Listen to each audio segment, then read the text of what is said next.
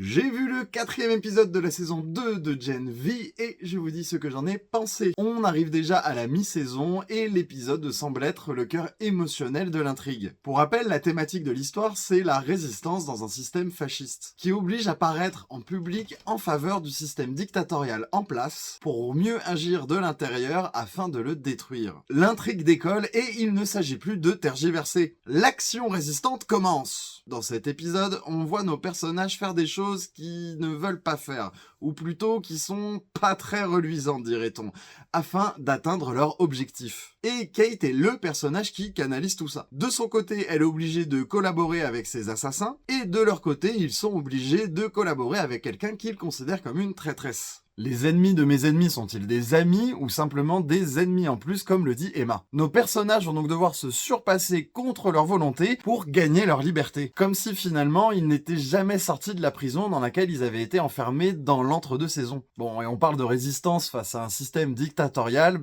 ce système, on le voit à l'œuvre dans cet épisode. Représenté par Cypher, doyen de l'université et méchant de la saison, on va se rendre compte que sa capacité de manipulation est, on va dire, plus large que ce qu'on pensait. Et sa cible étant Marie, c'est logique qu'ils se servent de Jordan pour atteindre Marie et mieux la manipuler. Et là, on reconnecte totalement avec les thématiques de la saison 1. Faire des choses contre son gré, qu'on en soit conscient ou non finalement. Et c'est la vraie question qui se pose vis-à-vis de Jordan. C'est à quel point elle est consciente d'être manipulée. Est-ce que c'est aussi binaire qu'on nous l'a montré dans l'épisode? Et au final, est-ce que cette révélation concernant Cypher nous fait pas revoir certains événements des épisodes précédents sous un autre angle? Parce que Jordan est complètement manipulée par le système, on la force à dire des choses, elle sert à aller contre, mais finalement on se resserre toujours d'éléments contre elle, comme par exemple sa transidentité qui sert d'horrible argument marketing pour ce combat totalement malsain. Ce que fait le système et Godolkin est utilisé contre nos personnages de manière extrêmement violente. Ce qui va d'autant plus motiver leur volonté de résistance à voir dans les prochains épisodes. J'ai l'impression que l'intrigue a avancé d'un coup, comme s'il manquait des éléments entre l'épisode 3 et 4, comme si un épisode avait été squeezé au profit du premier épisode, qui a dû être réécrit. Et même plus globalement, la saison a dû être réécrite, mais vous voyez ce que je veux dire, j'ai l'impression que c'est sur l'épisode 3 et 4 que les raccords se sont faits. Mais comme toujours avec Gen V, les showrunneuses Michelle Fazekas et Tara Butters nous livrent une écriture de personnages assez grandiose. Si vous voulez en parler avec nous, laissez un commentaire, ou venez nous en parler sur Twitch le lundi soir à 21h avec Benjamin, et abonnez-vous pour savoir ce que j'ai pensé du reste de la saison.